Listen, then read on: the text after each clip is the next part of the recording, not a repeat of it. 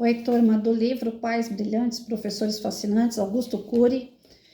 No item 6, dos bons professores e fascinantes professores, professores fascinantes, a gente vai falar o seguinte: bons professores corrigem comportamentos, professores fascinantes resolvem conflitos em sala de aula.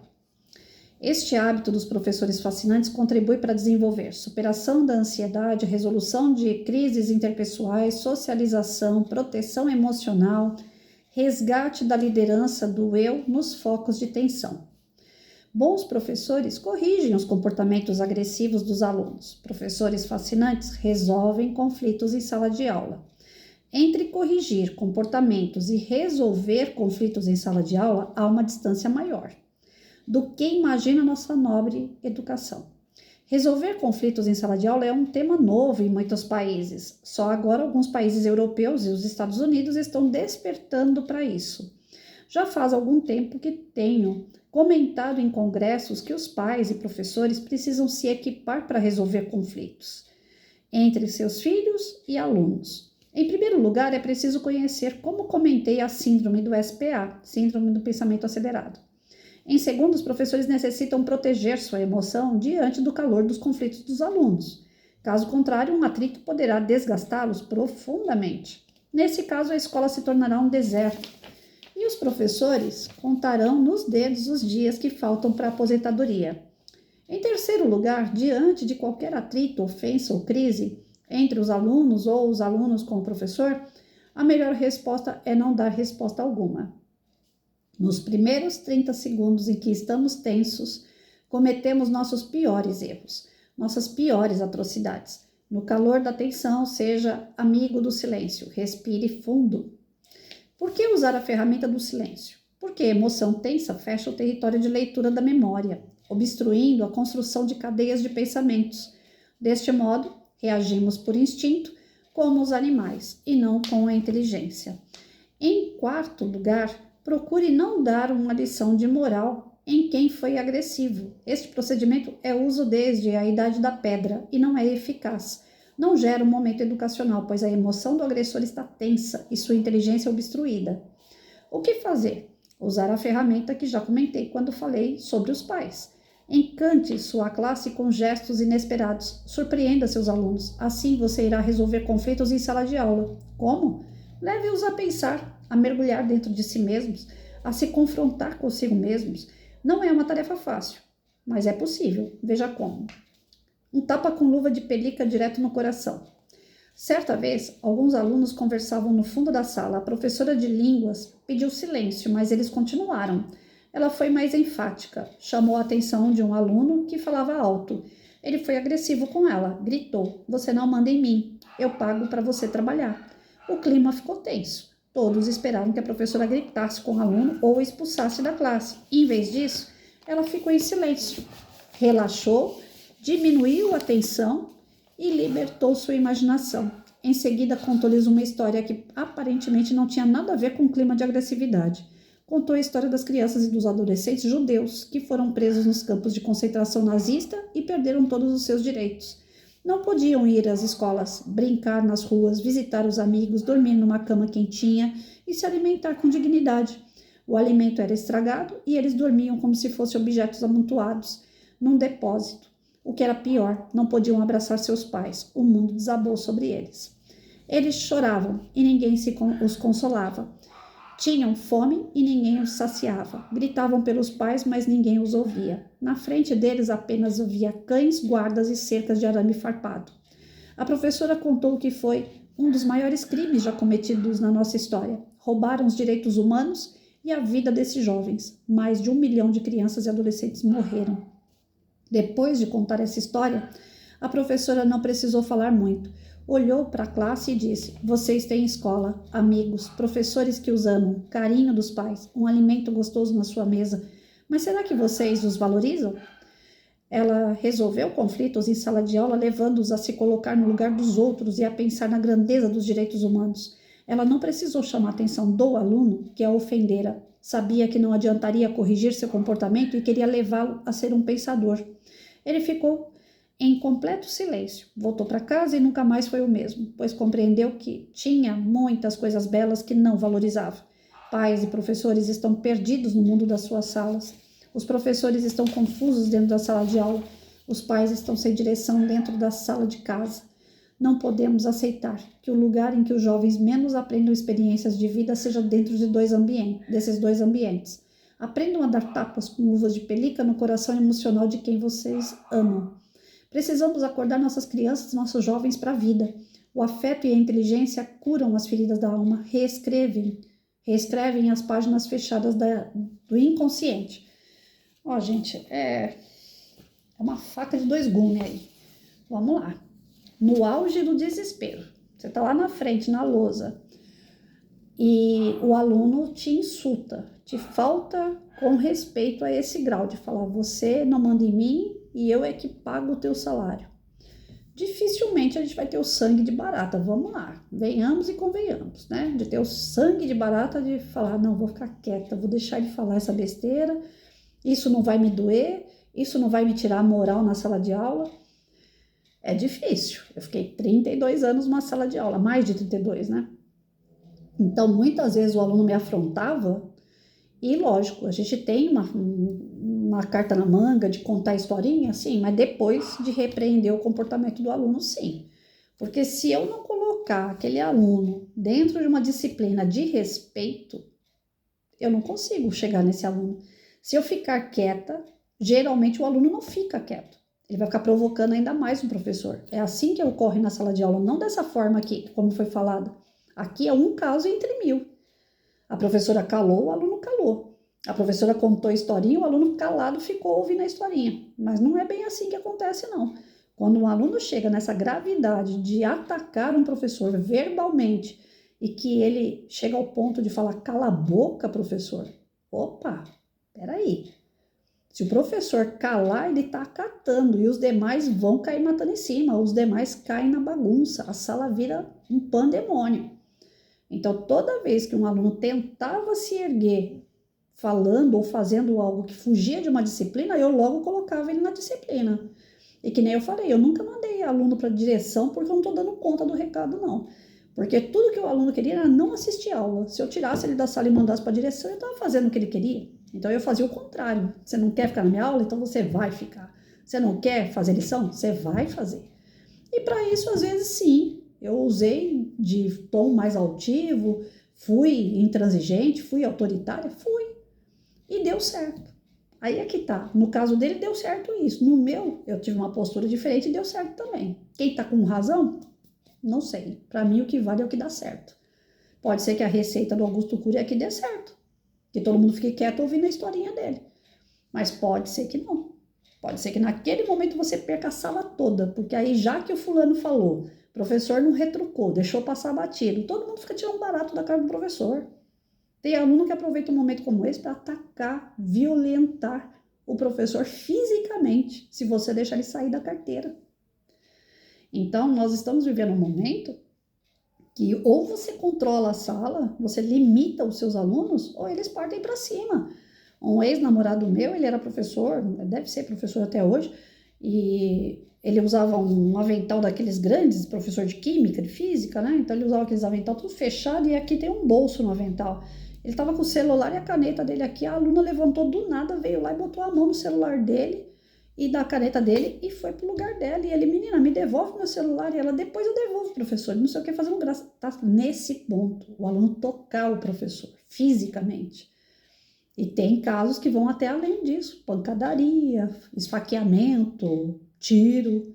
Como é que você vai deixar o aluno falar o que ele tem que falar e ficar quieto? E se comporta como se nada tivesse acontecendo? Não tem como, nós não temos esse sangue de barata. Eu duvido muito que dê certo em vários casos. Pode ser que entre 1 milhão dê, né? Não vou discutir aqui se o Augusto Cury está certo ou está errado, se eu estou certo ou estou errado, não vou discutir isso. Mas a prática na sala de aula me mostra que se eu agisse só dessa forma, em alguns casos, eu teria apanhado de aluno. Então, não. Eu limito o campo do aluno, você fica sentado aí, daí você não levanta, só levanta depois que terminar a lição. E você vai fazer. Eu tenho o telefone da sua mãe, eu vou ligar para sua mãe. Ou então eu vou pedir para o conselho tutelar ver o que acontece na sua casa. Nossa, eu tive que fazer cada coisa que vocês não acreditam. Não é só isso, não, só conversa mole, não, porque conversa mole para alguns que estão começando a ser indisciplinados funciona. Mas para aqueles que já vêm para a escola armado verbalmente ou armado mesmo fisicamente, nossa, uma conversinha dessa aí não ia resultar, não. Agora, tem um outro lado que eu lembrei dos meus pais. Quando eu não queria comer, minha mãe vinha com aquela história. Lá na África, todo mundo passando fome e você aí não quer comer isso. Então, aquela história que em outro lugar a situação é pior e que eu tinha uma condição melhor e que eu estava desfazendo da condição melhor, que é, em resumo, o que a professora contou sobre o campo de concentração, só que minha mãe falava de África. E a minha mãe não sabia nem onde que ficava a África, mas ela contava essa historinha a vida inteira. Enquanto você não quer comer, os negrinhos da África estão tudo passando fome. Eles estão pedindo, pelo amor de Deus, para comer isso que você está comendo aqui. E você jogando fora. Então, esse paralelo de histórias, a gente acaba, quando a gente é bobo, quando a gente ainda é inocente, a gente acredita, a gente fica sensibilizado, toca e a gente acaba comendo. Então, o aluno, quando ele está a princípio de querer ser indisciplinado, uma história como essa toda comovente pega o aluno. Mas se ele for já um indisciplinado diplomado, ele vai dar risada da cara do professor depois de toda essa história e coloca a sala toda para dar risada dele. Então, assim, tem momentos que eu sou Issamitiba mesmo. Tem que ter regra, tem que ter disciplina. E muitas das vezes isso não é tocar na sensibilidade do aluno, não. É tocar na consciência. Olha, se você for daqui para lá, vai ter tal resultado. Se você ficar aqui e fazer sua parte, vai ter tal resultado. Então, eu sempre conscientizei meus alunos. Tá fazendo lição? Você vai ser um doutor. Você não tá fazendo lição? Então, se prepara, porque mesmo que seja muito importante, é uma profissão que ninguém quer, lavar a privada, e é o que vai sobrar para você. Então, eu sempre conscientizava meus alunos. Você quer melhorar de vida? Você quer sair da pobreza da sua casa? Você quer parar de ver gente se drogar, ser preso, na sua família a coisa só anda na desgraça? Você pode mudar esse quadro. Aqui, estudando. Se você estudar, se você focar nos seus estudos, você muda toda a sua realidade. Porque você vai sair daqui para um curso técnico, você vai sair daqui para uma faculdade, você vai se especializar e você vai se tornar um profissional que você vai ganhar dinheiro e você vai poder comprar uma boa casa, um carro e vai ter uma melhora de vida. O estudo é para isso.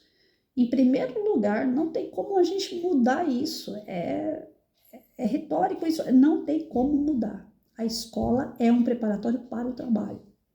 Não tem como mudar isso. Ela vai ensinar valores, princípios, ela vai ensinar ética, deveria, né?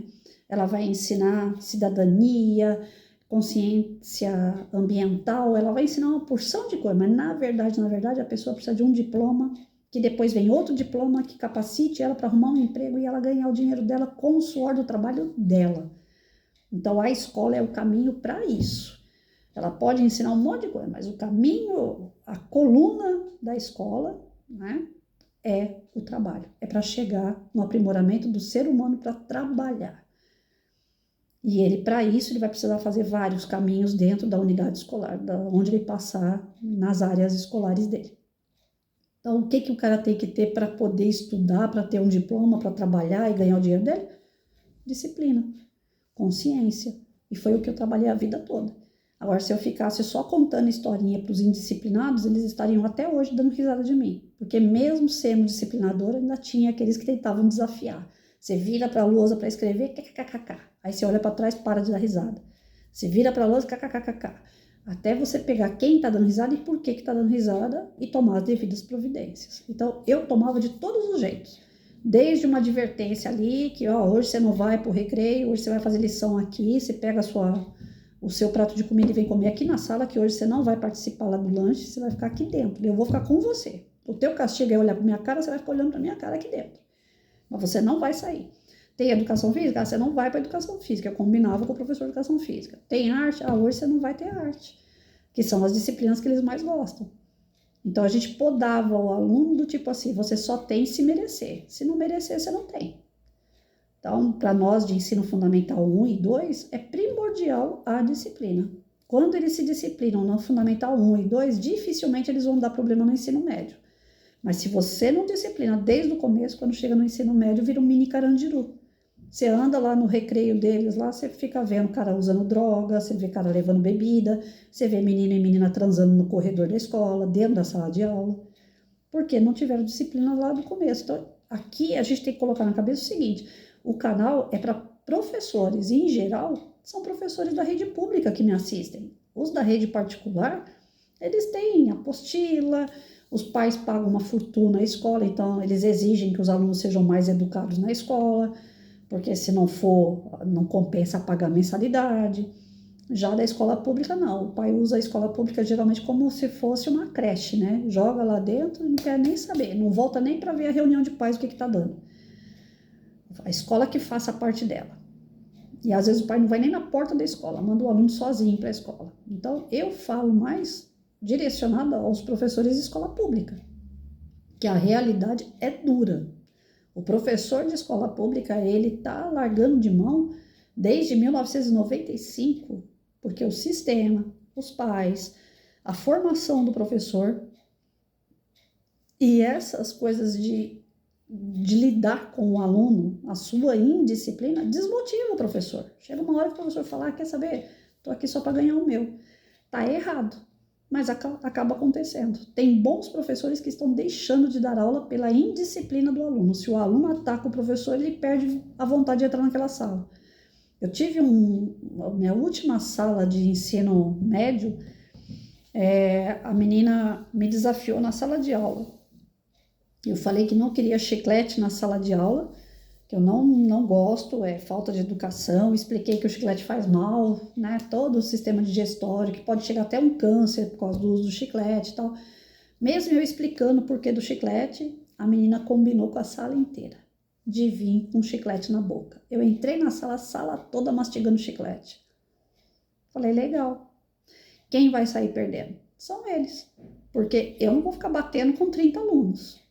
Já que todos foram por ela, ela vai dar aula de geografia, porque eu não entro mais nessa sala. Desci as escadas, cheguei no diretor e falei, olha, como é que eu assino aí para largar o terceiro C?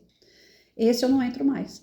Ai, Patrícia, mas se você sai, que professor que vai querer pegar uma sala de aula só, 2 aulas por semana? O cara não vai querer, eles vão ficar sem professor. Eu falei, é problema de vocês e deles. Eu não entro mais nessa sala.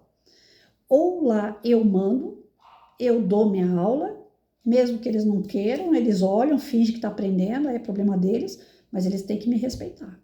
Se eles não me respeitarem lá, eu não entro, não vou entrar mais. Aí um professor, que era de história, foi lá, conversou com eles, era mais amigo, né? Aí, se vocês desfazerem da professora, não vai vir ninguém no lugar dela. Vocês vão ficar sem a professora. Vocês estão no 3º ano do ensino médio, se não tiver geografia, vocês vão acabar ficando retidos por causa da matéria que vocês não vão ter. Chegar no final do ano, vocês têm que prestar aí o vestibular para uma faculdade, vocês não vão poder ir. Aí conversou, até que amenizou. Mas ainda assim, eu entrava na sala, sempre carrancuda, sem vontade nenhuma de dar aula naquela sala, porque eu sabia que todos estavam em comum acordo de ser indisciplinados, de querer me atacar a qualquer momento. Então eu entrava ali apreensiva. Eu enchia a lousa de lição, sabe aquela professora bem largada? Eu fui ali naquela sala. Dava lição na lousa, explicava mais ou menos, porque não tinha nenhum na sala que olhasse para mim e quisesse aprender geografia. Não tinha nenhum daquela sala. Então, eu fiquei sem saber o que fazer. Vocês querem que eu entre? Eu entro. Se me respeitar, eu entro, faço qualquer coisa lá, dou umas notas por cima com qualquer trabalhinho que eles entregarem, que eu não quero dor de cabeça. E eu fui uma professora relapsa e eles foram uns alunos terríveis. Lamentável. Foi um ano perdido para mim e para eles naquela sala. Então, algumas realidades chocam com isso que a gente lê. Tem coisas que dá para concordar. Vamos fazer, vamos melhorar. Mas tem coisa que na minha prática não deu. Se alguém tem uma prática diferente e quer comentar, esteja à vontade.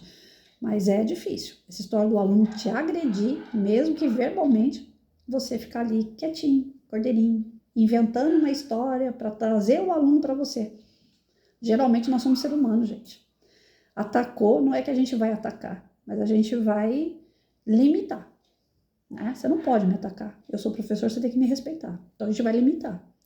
E na hora que a gente limita, não tem nada de historinha, não. É aquela história, ou você fica quieto aí, ou então você vai perder isso, ou então você vai para a direção, ou então eu vou te dar advertência, ou então eu vou chamar teu pai, eu vou ligar pro teu pai, porque hoje com a história do Covid, a gente acabou ficando com a lista de números de telefone dos pais no celular. O professor pode falar diretamente com o pai. Na plataforma do Estado, você entrando no MEC lá, tem as escolas que pertencem, né? Aonde o teu filho estuda, você entra na escola do teu filho, você vê Facebook, Instagram, você vê as planilhas de notas, tá tudo na internet. Se você entrar lá e fizer um comentário, tá todo mundo vendo aquilo ali. Então tá muito fácil a comunicação com os pais. Antes não, né? Aonde que você mora? Como é que eu faço para chegar na sua mãe, no seu pai? Ele não vem na escola. Agora, se o professor quiser, ele acha o pai. Então, a minha primeira ameaça já dava certo. Eu falava, ou você se comporta, então é tua mãe aqui. Eu vou ter que chamar ela. E vou chamar por aqui. Pegava o celular e falava, tô ligando pra tua mãe. Você vai melhorar o comportamento aí ou eu falo com a tua mãe? O que você acha? Resolvia. De primeiro a quinto ano sempre resolveu. De ensino médio já não resolveria. O aluno ia gritar, né? Pode chamar o Papa, porque eles gostam de fazer show. O adolescente, eles gostam de show. E eu não gosto de show. Então eu limito. Falo, opa, parou. Na minha sala, não. Você quer fazer show, você sai da sala, vai fazer show lá fora. Só que muitas das vezes eu falava, se sair vai ter tal consequência. Aí o cara não saía. Aí ele ficava. Não era a minha aula que ele queria, mas ele tinha que ter. É assim, não tem uma regra, não tem uma receita que vai dar certo. Em alguns casos dá certo contar historinha, em alguns casos não dá. Então, resolver conflitos, eu resolvia da seguinte forma, quando eram conflitos que não era comigo. Aí era uma outra forma mais branda também. Um aluno brigou com o outro, bateu o pé no outro na sala de aula. Mas era muito raro isso acontecer comigo. Eu não lembro de ter acontecido, sinceramente. Mas lembro no portão da escola. No portão da escola ia eu e o Luiz. Eu grávida, o Luiz era de química, física, e o Luiz tinha um enxerto na boca, assim, embaixo da boca. E o Luiz, naquela noite, a última vez que a gente foi apartar briga, o Luiz falou assim, sempre sou eu e você, Patrícia. E você tá grávida, cuidado na hora de apartar briga, eles não derem um chute na tua barriga. Eu, não, fica tranquilo, depois que você separar, eu cato no braço de um e boto pra dentro, né? Naquela época eu tinha braços e pernas boas, firme. Então eu só esperava o Luiz separar e puxava um aluno e levava pra dentro. O outro ficava lá fora. Sempre a gente fez isso. Naquela noite, a última noite que a gente fez isso, o Luiz falou assim, eu espero que nenhuma vez que eu vou fazer isso, um aluno acerte minha boca. Porque se acertar e o enxerto sair pra fora aqui, eu não quero nem ver o que vai acontecer. Eu sou capaz de bater nos dois ou quem mais estiver no meio da briga. Aí, se você vê perna pro alto, Patrícia, você corre, porque aí eu não enxergo nada, eu fico cego. Tá bom. Ele só comentou e a gente saiu para separar a briga. Chegou lá fora, o aluno acertou ele naquela noite. Quando eu vi as pernas do professor voando lá, dando as capoeiras nele, nos moleques, eu corri da briga, chamei o diretor, falei, tá tendo briga lá e agora não consigo separar não, porque o Luiz tá batendo nos meninos. Então, para vocês verem em que ponto que chega o professor, tem que ficar apartando briga de aluno. Não é acertar conflitos do tipo assim, fulano falou isso de mim, o fulano... Não é conflitos desse tipo. Não é conflito que você consegue conversar. Tem conflitos que você tem que colocar a mão. Vocês não têm ideia o que é isso. Então, para resolver, a gente vai corrigir o comportamento, que é o bom professor. Como que a gente corrige? Pai, mãe, às vezes vai conselho tutelar no meio. Se é Secretaria de Educação, a gente chama supervisor, coordenador, a gente chama o prefeito, se tiver que chamar, para resolver aquele problema. Então, a gente vai chamando de baixo para cima quem vai atuar.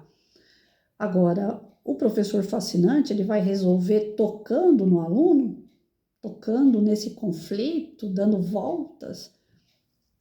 Pode ser que... eu tô longe de ser fascinante, viu, gente? Aí eu fico falando para vocês, resolver só... Hoje tem no estado o mediador, né? Que é um profissional que antes ficava para cobrir aula, que é o eventual. Aí colocaram esse mediador aí, quando ele não tem aula e tal, colocam esse cara para mediar conflitos. Entre professor e direção, entre professor e aluno, aí ele fica lá no meio tentando fazer o meio de campo. É conversa para um lado, é conversa para o outro. Eu acho tão desgastante isso. Esse tipo de profissional deve sair da escola arregaçado psicologicamente. Porque é reclamação dos dois lados, dos quatro lados, todos os lados. E ele tem que ir lá e apaziguar a situação.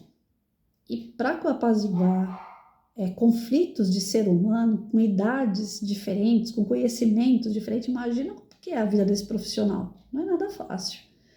E geralmente não dá efeito, dá na hora. Você fala pro aluno lá, você não podia ter brigado com o teu professor. O aluno tá bom, então vai pra sala. Daqui a pouco o aluno vai lá e faz de novo. Porque ele não é mediador, um psicólogo que vai acompanhar a vida do aluno, saber por que ele é ignorante, por que ele é violento. Não, é só naquele momento. Ele entra em cena no momento do conflito. Acabou o conflito, aquele mediador vai para o canto dele e o aluno, ou quem estiver envolvido, vai para o canto da pessoa, né? Então, eu não acho que dá um bom resultado também, não. Mas inventar esse cargo de mediador no Estado. Não sei até onde funciona, não sei qual é a didática dele, como que é a prática de um cara desse, só fico temerosa o que ele carrega, que deve carregar muito lixo, o dia inteiro vendo reclamação para tudo que é lado, e essa pessoa ter que mediar, ter que resolver. Eu não teria uma pessoa para mediar, eu não ia ter, porque eu acho que assim, se o professor não conseguir resolver o problema dele com o aluno, ele perde a autoridade dele com o aluno. Ele perde o respeito dele com o aluno. Então, eu sempre procurei resolver. Raras as vezes que eu falei, não dou conta. Chamei uma diretora ou uma coordenadora para poder auxiliar. Raríssimas vezes. É só em caso, assim, de violência física, do aluno querer bater, jogar a carteira pro alto. Aí eu chamava outra pessoa, porque tem até que ter testemunha, né? De ver que é o aluno que está se machucando lá e não é a gente que está colocando a mão nele. Dá medo de um aluno começa a jogar a carteira pro alto, que nem já aconteceu aluno autista, joga as carteiras pro alto, a carteira volta, se bate no aluno, se ele fica roxo. Vão falar o quê? Que foi o professor que bateu no aluno. Então, nesses casos, eu chamava a gente para poder apoiar e ter como testemunha, né? De que era o próprio aluno que estava se ferindo. Tem uns que se mordem. Então, tem uns casos assim graves. Não é só isso. Ai, cala a boca e uma historinha já resolve todo o problema de uma sala inteira. Sinceramente, eu não acredito. Por isso que eu falo que de vez em quando o Augusto Cury dá umas floridas assim na parte de educação, que eu não sei se é uma realidade de escola particular, eu não sei se é uma realidade de consultório de psiquiatra, eu não sei. Mas não é de uma escola pública. Da forma que tá aí, não. Senão ele não ia falar pra gente ficar resolvendo conflito na conversa, porque não é só contar historinha não, gente. De verdade. É muitos anos numa sala de aula para eu falar para vocês. Eu vi que alguma vez que eu contei historinha resolveu. A história do feijão dentro de casa, eu falava pro meu filho, tem pessoas lá na África passando fome e você não quer comer. Essa historinha dentro de casa com meu filho já não estava funcionando, comigo funcionou. Porque eu não tinha celular, naquela época não tinha televisão, né? Então o que a mãe falava a gente acreditava, mesmo sem saber onde ficava a África. Mas depois, já na era do meu filho, não. Já tinha televisão, tem celular, computador. Vou falar que lá na África passa fome, meu filho vai falar, imagina, mãe. Lá tem riquezas. Lá dependendo, a África do Sul é a mais desenvolvida que tem. Então, meu filho ia ter uma inteligência para falar para mim que a historinha que eu estava contando é para boi dormir. Então, é difícil. Nos dias de hoje, você contar histórias e tocar o coração do aluno. De verdade. E do filho. É muito difícil. Porque eles estão muito espertos. A criançada, a molecada, eles não tiram o olho do celular. A gente não tem tempo para ficar no celular como eles têm. Então, os argumentos que os adultos usam têm que ser argumentos limitadores. Tem que ser do tipo, você tem que me respeitar. Sou sua mãe, sou sua professora, você tem que me respeitar. Eu vim primeiro, posso não saber mais do que você, mas eu vim para te auxiliar e você me auxiliar também futuramente. Mas por enquanto é você que precisa de mim, não eu que preciso de você. Eu fui sempre dessa postura aí. Bom, até onde eu fui como professora deu certo. Eu saía com meus alunos na rua, todo mundo falava, nossa, quanta criança educada. Vinham gente fazer palestra na minha sala, nunca vieram fazer palestra com o aluno conversando paralelo, o aluno jogando bolinha na sala, não. Sempre respeitaram as pessoas que eu convidei para vir na minha sala. Eu já fui para lugares para falar com criança que a criança não olha para mim. Eu fui convidada para fazer algumas coisas fora da escola e quando eu cheguei lá, as crianças não estavam interessadas no que eu estava fazendo. E já na minha sala, interessado ou não, tinha que prestar atenção. Eu já deixava tudo esquematizado. Presta atenção no palestrante, respeita o palestrante. Se quiser perguntar alguma coisa, levanta o braço. Não é para falar sem antes levantar o braço. Se o palestrante apontar para você, pode falar, você abaixa o braço e fala. Depois que você falar, quiser falar qualquer outra coisa, levanta o braço de novo. Então eu dava todos os comandos. Não era robozinho, não, mas era educado. Minhas crianças eram educadas. Eu nunca tive problema de sair com um aluno, mas teu aluno falou ou fez alguma coisa. Graças a Deus, não. Então, por isso que eu falo que deu certo. Sou sargentona, autoritária, mas deu certo. Então, no ensino médio, os meninos iam comigo no ponto de ônibus, os meninos me tratavam como se fosse uma mãe, mesmo na época eu ter 20, 23 anos, os meninos tinham em torno de 15, quer dizer, quase a mesma idade, né? Mas eles me tratavam por senhora, sempre com muito respeito. Eu não tive problema. Agora, quando vinha algum problema, eu já resolvia, não passava a bola para ninguém. Vem cá, por que você está me tratando desse jeito? Vem cá, por que você falou isso? Ah, você quer que eu resolva isso aqui com a sua mãe? Você quer que eu resolva isso daqui como? Vamos lá. Só que eu quero dar aula, eu vim para dar aula e você veio para assistir aula. Então você senta para fazer sua parte e eu faço minha parte aqui. Gostando ou não gostando, eu sou sua professora. Você vai ter que me aturar o ano inteiro. Então não é melhor a gente se aturar com respeito? Que aí não dá atrito? A palavra mágica para se ter, não ter conflito, é essa: respeito. Simples assim.